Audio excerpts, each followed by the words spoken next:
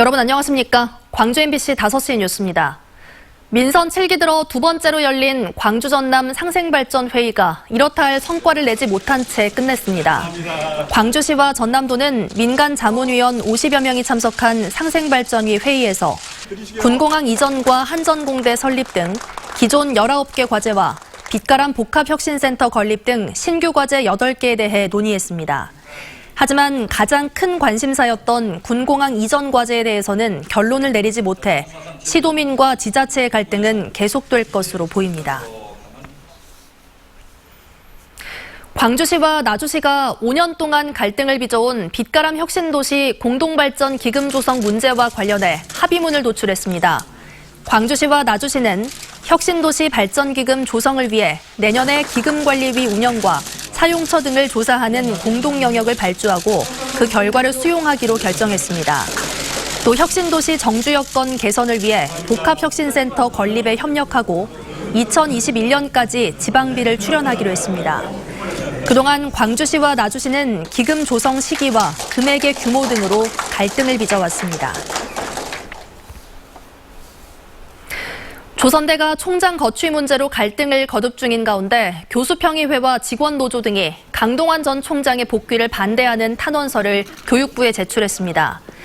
이들은 오늘 조선대에서 가진 기자회견에서 재임 시절 대학을 위기에 빠뜨린 강동원 전 총장의 복귀를 강력히 반대한다며 오는 27일 강동원 총장의 거취를 결정지을 교육부 교원소청 심사위원회에 탄원서 15,000부를 보냈습니다.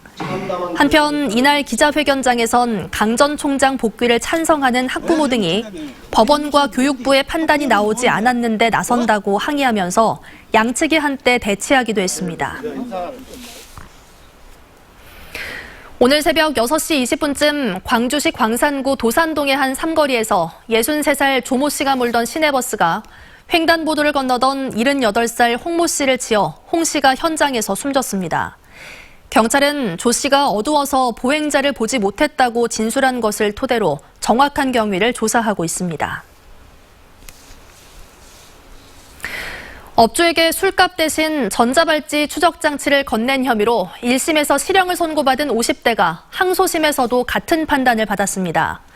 광주지법 제1형사부는 특정 범죄자에 대한 전자장치 법률 위반 혐의로 기소돼 1심에서 징역 8월과 벌금 100만 원을 선고받은 54살 서모 씨의 항소를 기각했습니다.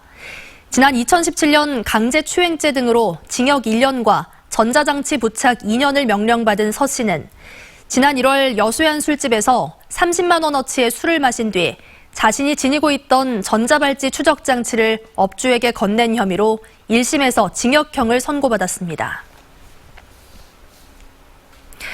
신안 안좌도가 고향인 수화 김환기 화가의 작품이 국내외 미술시장에서 잇따라 고가에 낙찰돼 화제를 모으고 있습니다. 어제 서울 옥션에서 열린 경매에서는 김환기 화가의 1972년 작품 녹색 점화가 22억 원에 낙찰됐습니다. 또 지난 23일 홍콩에서는 고 김환기 화가의 작품 우주가 수수료 포함 153억 원에 팔려 한국 미술품 경매 기록을 새로 작성했습니다. 두 작품은 모두 가로가 긴 2개의 작품으로 구성돼 내밀한 서정적 세계를 표현하고 있습니다. 광주과기원은 인공지능 관련 연구를 수행하고 전문 인력을 양성하기 위한 AI 대학원을 내년 3월에 개원합니다.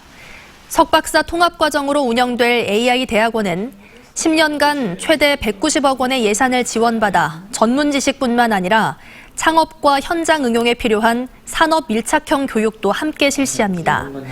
또 구글과 마이크로소프트 등 글로벌 기업과 공동 연구 프로그램을 진행하고 AI 집적단지에 구축될 클라우드 데이터 센터를 활용해 국제 수준의 AI 실증형 교육 연구 모델도 개발할 계획입니다.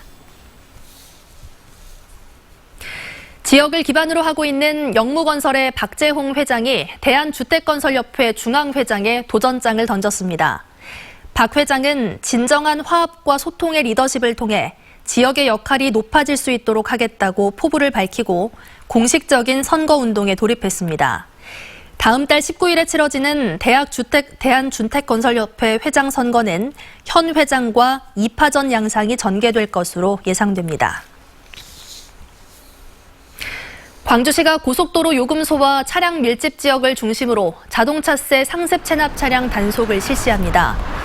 광주시는 오는 27일 세무공무원 20여 명과 경찰 등으로 구성된 합동 단속반을 편성해 차량 밀집 지역과 광주 톨게이트에서 자동차세 상습 체납 차량 단속을 벌일 계획입니다.